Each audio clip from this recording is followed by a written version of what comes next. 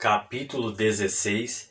Compreendendo alguns estados ou processos emocionais. Neste capítulo, vamos passar por estados ou processos emocionais. Nosso objetivo é apresentar o que está por detrás deles ou por que chegamos a eles. Vamos começar pela frustração, que pode ser traduzida como um sofrimento de raiva, tristeza ou melancolia em função da quebra de uma expectativa não realizada. Quanto mais acreditamos em nossa cabeça, que é o exterior e as pessoas, ao invés de seguir a nossa vontade, mais teremos problemas para lidar com a realidade. A realidade é a vida que você deseja de verdade e que vem do seu querer. A cabeça é o lugar da fantasia que nos leva a idealizar algo que nem sempre poderemos tocar ou realizar. Quanto mais acreditamos na fantasia da cabeça, mais poderemos nos frustrar simplesmente porque esse é o território do irreal. É verdade que frustração faz parte da vida. Nem sempre poderemos ter tudo que queremos e no tempo que queremos. Mas se estamos o tempo todo frustrados, deveríamos observar se não estamos idealizando demais a vida ao invés de vivê-la com os pés no chão. Outra força emocional adversa e terrível é o medo, que representa um recalque da nossa coragem. O medo é a crença na fala de outros em relação à vida e à nossa vida. É a repressão da nossa coragem. Quando vivemos a vida a partir do que somos, da nossa vontade ou do nosso querer e nos guiamos por nosso discernimento, nossa intuição e nosso instinto, o medo não tem força para nos dominar ou nos paralisar. Poderemos ter contato com o medo instintivo, que é natural e saudável, mas não seremos dominados pelo medo irreal que paralisa a vida. Somos suscetíveis ao medo, pois ele é o exterior e as falas das pessoas em relação a nós, mas podemos aprender a dominá-lo valorizando a nossa vontade, ou seja, tendo a coragem de nos apoiar em nosso querer e de confiar em nós. Outra força emocional negativa é o ressentimento, um estado de espírito que pode destruir nossa vida e é caracterizado por uma crença errada de que alguém ou a vida nos deve algo. É a ideia de que não poderíamos ter passado por uma situação e passamos. Ele é um vetor destrutivo, pois traz consigo um ódio a tudo e uma vontade de vingança a todo custo, como se o mundo fosse responsável por nossa situação. Para sair do ressentimento, é fundamental mudar o vetor dessa força para a aceitação, ou seja, para uma visão que tem em conta se submeter ao mistério da vida. Não há como não entender melhor a diferença entre o ressentimento e a aceitação do que comparando duas vidas, como a do personagem Coringa, dos quadrinhos, e a personagem bíblica Jó.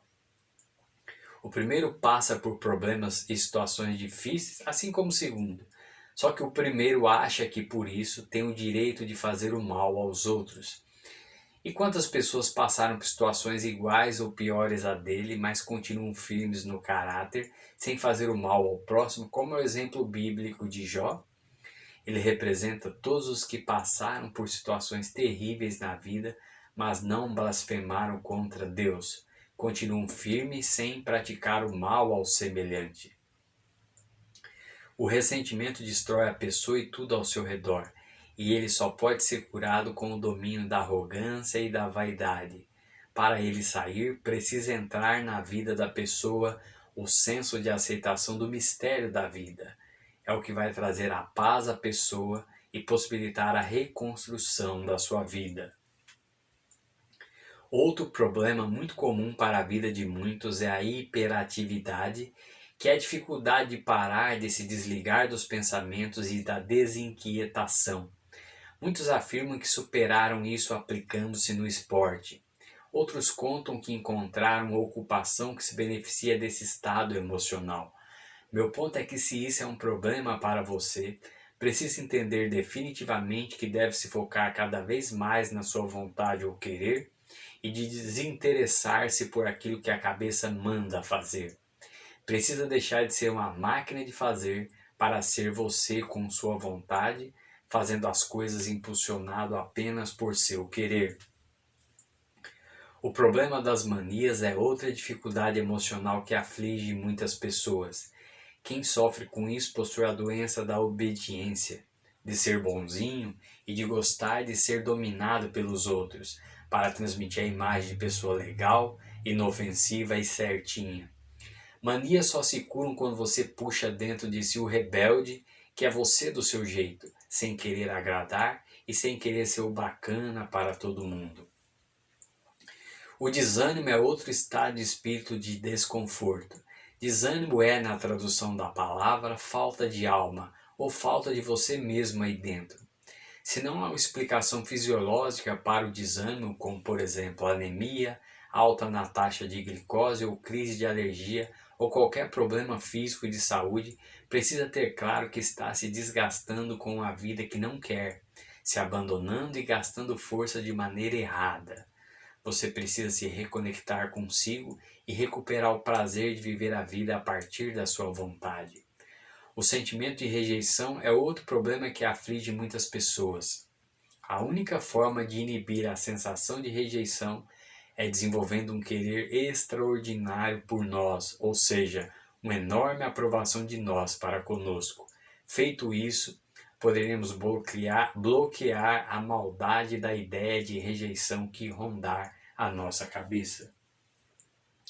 Outra sensação que traz incômodo é a dúvida, caracterizada pela oposição pelo que somos e queremos em relação ao que os outros cobram de nós. Enquanto ficarmos divididos por esses dois polos, a dúvida persistirá. Ela só cessará quando ficarmos do nosso lado, como é o que deveríamos fazer sempre. Para encerrar esse capítulo, vale a pena ainda destacar o incômodo dos pensamentos negativos que derivam de aprendizagem, crenças em coisas negativas e negação de nós próprios. A superação de pensamentos negativos passa pelo cultivo da fé, pela afirmação de quem somos no mundo e pelo cultivo de crenças boas sobre a vida e sobre nós próprios. Veja que há muito o que fazer quando do que trata é de nos recompor como pessoa, mas o resultado desse trabalho é fantástico, pois é simplesmente o benefício de você ter mais bem-estar emocional, mais qualidade de vida e mais gosto consigo mesmo.